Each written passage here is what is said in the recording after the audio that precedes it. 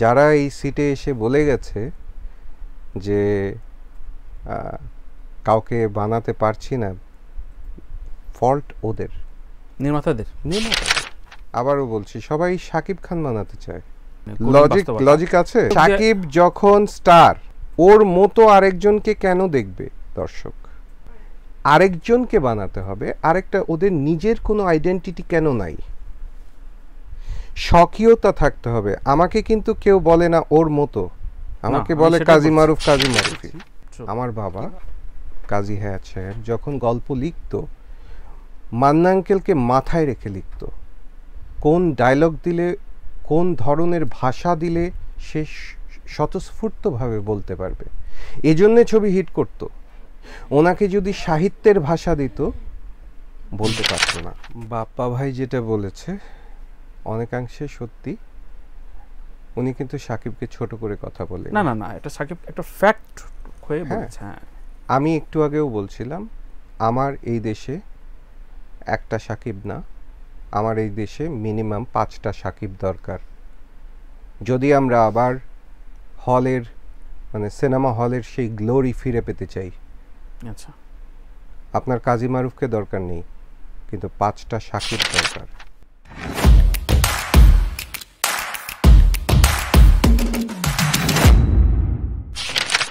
চিত্রনায়ক কাজী মারুফ আমার খুব প্রিয়।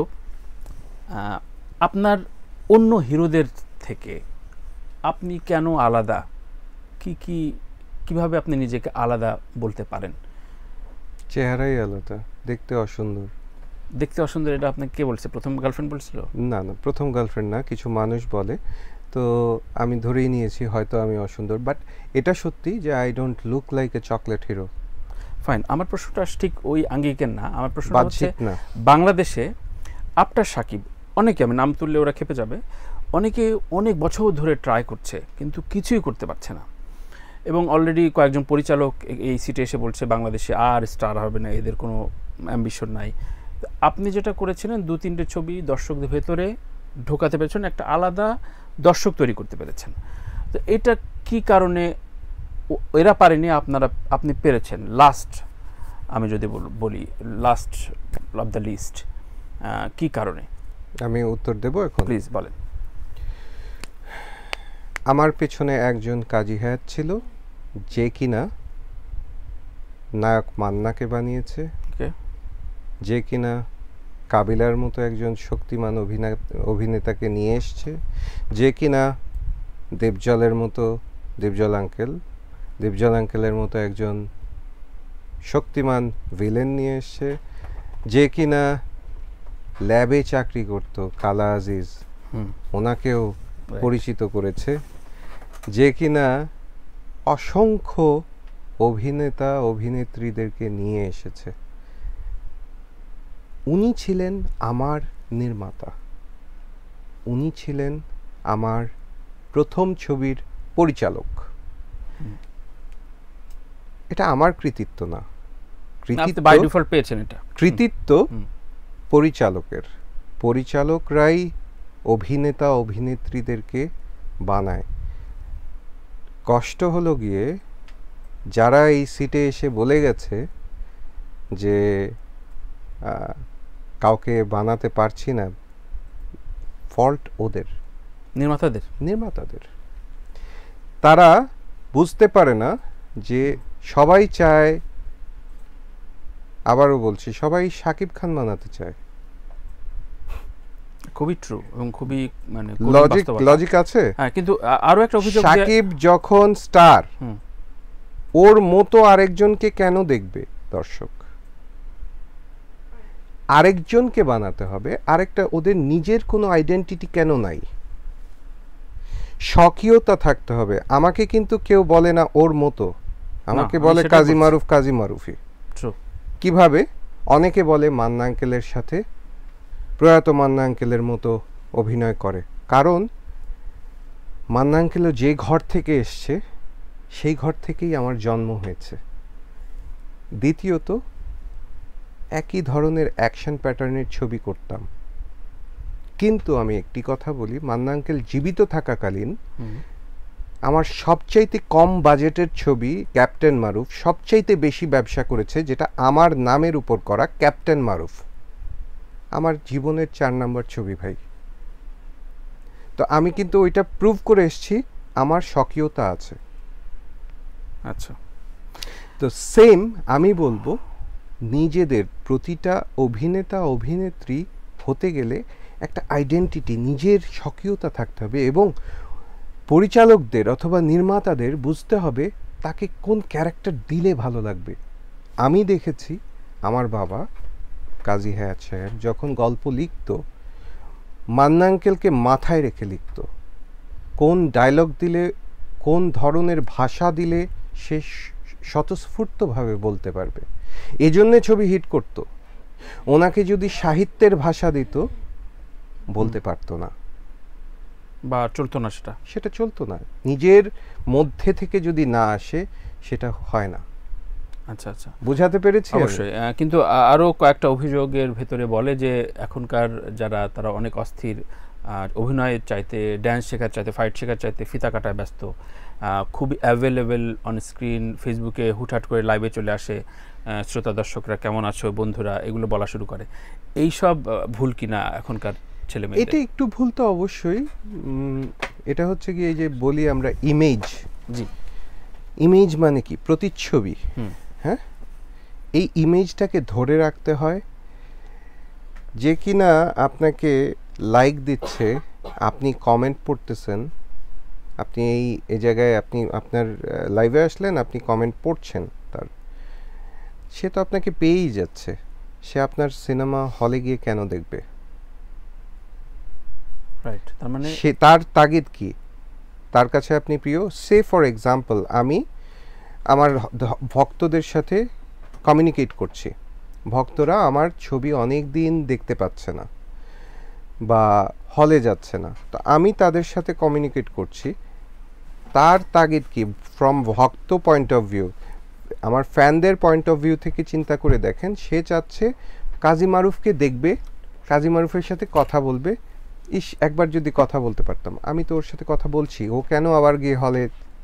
তার মানে ওই আড়ালটা খুব জরুরি, যেটা শাকিব খান খুব মেনটেন করে, বা আপনিও মেনটেন করার চেষ্টা করেন। এটা আমি হয়তো করি না, বাট শাকিব ওটা মেনটেন করে। আচ্ছা, স্টারদের এরকমই হওয়া উচিত, স্টারডামটা থাকা উচিত, if you are a star. Okay, Bapparaj আজকে গতকালকে একটা স্টেটমেন্ট দিয়েছেন যে এখনকার, আপনি নিশ্চয় দেখেছেন, আপনার হাসি বলে দিচ্ছে, যে এখনকার তরুণ নির্মাতাদের প্রতি সে হতাশ, কারণ তারা ওই সাকিবের ঘাড়ে চেপেই আসলে পার পেতে চাচ্ছে। তার মানে এই জেনারেশনের যে মেধাবী নির্মাতা, এবং রায়হান রফিকে স্পেসিফিকভাবে বলেছে যে ওর ভিতরে এক সম্ভাবনা ছিল, তো ও আবার সাকিবের ঘাড়ে চড়েই মানে তার ক্যারিয়ারে পুলসিরাত পার হওয়ার চেষ্টা করছে। সো এটা তো কি একটা বড় শঙ্কার কথা কিনা, বা বাপ্পারাজের কথার সাথে আপনি একমত কিনা? বাপ্পা ভাই যেটা বলেছে অনেকাংশে সত্যি।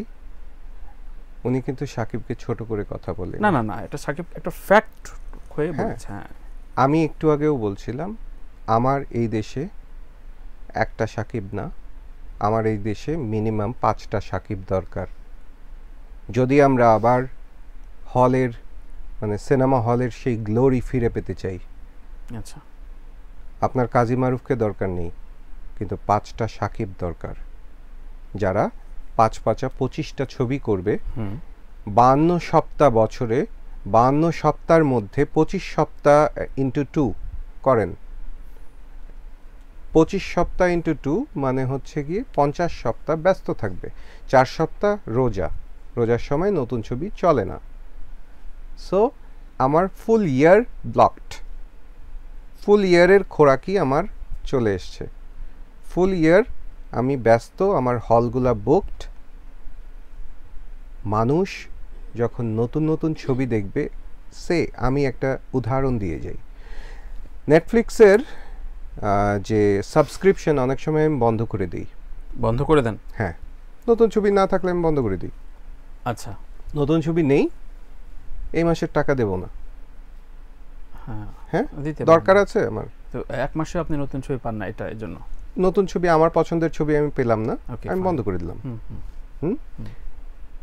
আমি একজন ওই 3rd ক্লাস অডিয়েন্সের মতো, যে নতুন ছবি যদি হলে না আসে সে হল থেকে বিমুখ হয়ে যাচ্ছে। এটা প্র্যাকটিস হতে হতে হতে হতে সে কিন্তু বিনোদনের অন্য মাধ্যম খুঁজে নিয়েছে। সো আমার দরকার মিনিমাম 5টা সাকিব, মিনিমাম 20 জন নির্মাতা যারা এই 5 জন সাকিবকে নিয়ে কাজ করবে। ডেফিনেটলি একটা ইন্ডাস্ট্রি তো গ্রোই করার জন্য মিনিমাম এটা রিকোয়ারমেন্ট, কিন্তু সেটা কি আদৌ 5 থেকে 10 বছরের ভিতরে আপনি দেখছেন কিনা সেই সম্ভাবনাটা? এটা তো দেখছি না, বাট হয়েও যেতে পারে মিরাকল। এটা সবকিছু ডিপেন্ড করবে দর্শকের ভালোবাসা। ফাইন, কিভাবে হবে? ধরেন হিমেল আশরাফ বলেছে, বারবার বলে যে আমি সাকিব ছাড়া ছবি করব না, এই ছবিটার ফ্লপ গেলে আমি আবার নিউ ইয়র্কে দোকানদারি করব। আপনি এসছেন বেড়াতে, ছেলে মেয়েদের নিয়ে ছবি হলে দেখে আপনি আবার চলে যাবেন। এটা তো টাকার একটা দায়িত্ব নিচ্ছে না। দায়িত্ব তো নিয়েছি, মানে নিজের কষ্টার্জিত ডলার খরচ করে আপনাদের জন্য ছবি বানাচ্ছি। থ্যাংক ইউ, কিন্তু এইটা অ্যাপ্রিশিয়েট করেন ভাই একটু। অবশ্যই থ্যাংক ইউ, কিন্তু সেই আগের মতো পীড়ন, এই অ্যাপ্রিশিয়েটটা তো দর্শক মান্না ভাই, জসিম ভাইদের মতো আপনাদের কোনো স্যাক্রিফাইস নাই। আর কি স্যাক্রিফাইস করব? $1,00,000 খরচ করে, $1.5 খরচ করে যদি ছবি বানাই আমি, ওটা দিয়ে ইজি আমি 2টা বাড়ি কিনতে পারি। 2টা বাড়ির থেকে আমার $2,500 ভাড়া আসবে, যেটা আমি নাকে তেল দিয়ে ঘুমাইতে পারি। আরও খরচ করতে পারবো, তানভীর তারেক যাবে, আরও বিশাল আয়োজন করে খাওয়াবো, রাইট? আমার দরকার কি এখানে এসে ছবি বানানোর আর ছবি আপনার সামনে ইন্টারভিউ দেওয়ার দরকার আছে? কিসের জন্য করেছি?